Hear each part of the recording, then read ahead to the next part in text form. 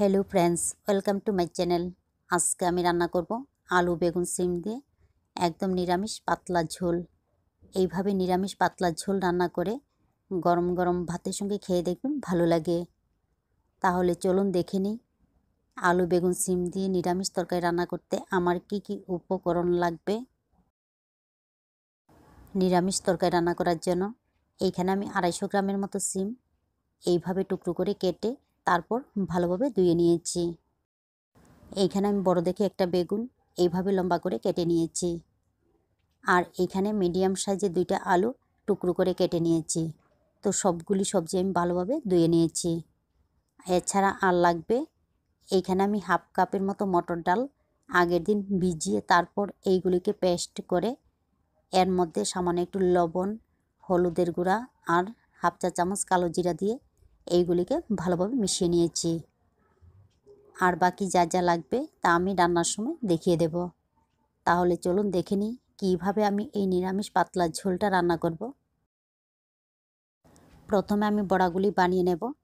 তার জন্য কড়াইতে তেল গরম করে নিয়ে এর মধ্যে মাখিয়ে রাখা ডালগুলি দিয়ে বড়াগুলি বানিয়ে নিচ্ছি। তো আপনাদের পছন্দ মতো যে কোনোভাবে বড়াগুলি বানিয়ে নিতে পারেন। সবগুলি আমার দেওয়া হয়ে গেছে।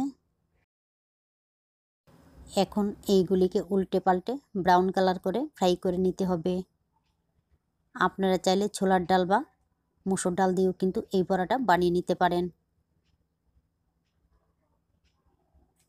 বড়াগুলি আমার ব্রাউন কালার হয়ে গেছে।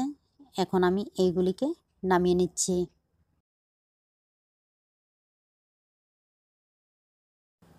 এখন আবার কড়াইতে দিয়ে দেব 1 থেকে 1.5 চামচের মতো তেল।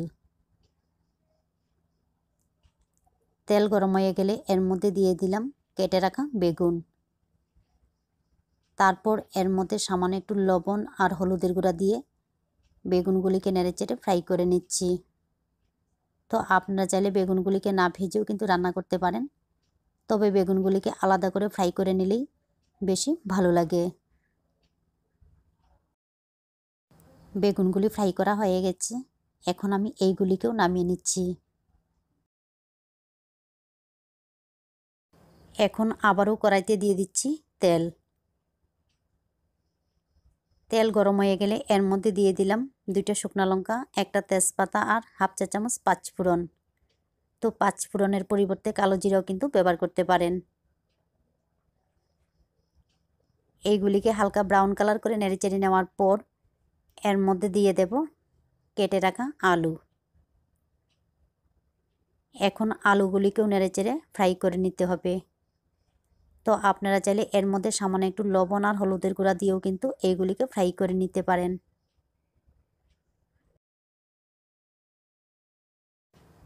আলুগুলি যখন হালকা ব্রাউন কালার হয়ে যাবে এবারে এর মধ্যে দিয়ে দেব কেটে রাখা সিম। আলুর সঙ্গে সিমগুলিকে মিশিয়ে নেওয়ার পর এর মধ্যে এক এক করে সবগুলি উপকরণ দিয়ে দেব। এইখানে আমি 1 ইঞ্চির মতো আদা, 4 থেকে 5টা কাঁচা লঙ্কা একই সঙ্গে বেটে নিয়েছি, এইগুলি দিয়ে দিলাম। আর দিয়ে দেব হাফ চা চামচ হলুদের গুঁড়া, 1 চা চামচ জিরার গুঁড়া। আপনারা চাইলে ধনিয়ার গুঁড়াও কিন্তু ব্যবহার করতে পারেন।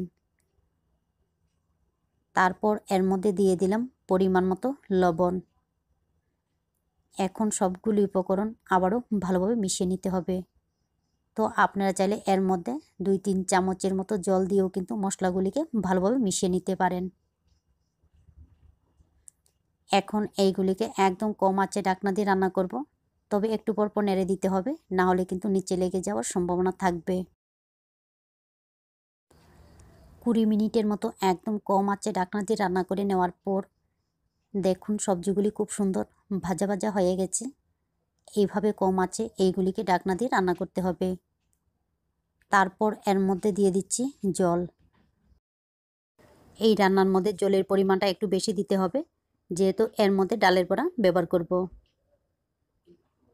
এইগুলিকে মিশিয়ে নেওয়ার পর এখন গ্রেভিটা ফোটা পর্যন্ত অপেক্ষা করতে হবে। গ্রেভিটা ফুটে উঠলে এর মধ্যে দিয়ে দেব আগে থেকে ফ্রাই করে রাখা বেগুন, আর একই সঙ্গে দিয়ে দিলাম আগে থেকে ফ্রাই করে রাখা ডালের বড়া আর ফ্লেভারের জন্য 2টা কাঁচা লঙ্কা। এগুলিকে ভালোভাবে মিশিয়ে নেওয়ার পর আবারও চুলার আঁচটা মিডিয়াম টু লো ফ্লেমে রেখে ঢাকনা দিয়ে রান্না করব যতক্ষণ সিদ্ধ হতে সময় লাগে ততক্ষণ। ঢাকনা দিয়ে রান্না করে নেওয়ার পর আমার সবজিগুলি সিদ্ধ হয়ে গেছে। আর গ্রেভিটা ঠিক এমনভাবে রাখবো এই রান্নার মধ্যে পাতলা ঝোল থাকলেই ভালো লাগে। তারপর এর মধ্যে দিয়ে দেব হাফ চা চামচ চিনি, আর একই সঙ্গে দিয়ে দেব ধনিয়া পাতা কুচি। এখন এইগুলিকে ভালোভাবে মিশিয়ে নিতে হবে। তবে এই রান্নার মধ্যে ঝালের পরিমাণটা কিন্তু কম দিতে হবে, বেশি ঝাল হলে কিন্তু আবার ভালো লাগবে না। এইগুলিকে মিশিয়ে নেওয়ার পর আমার রান্না সম্পূর্ণ রেডি। এইভাবে নিরামিষ আলু বেগুন আর সিমের তরকারি রান্না করে খেয়ে দেখবেন ভালো লাগে। আর ভালো লাগলে অবশ্যই লাইক শেয়ার এবং সাবস্ক্রাইব করবেন। আপনারা ভালো থাকবেন, সুস্থ থাকবেন আর আমার নিত্য নতুন ভিডিও দেখবেন।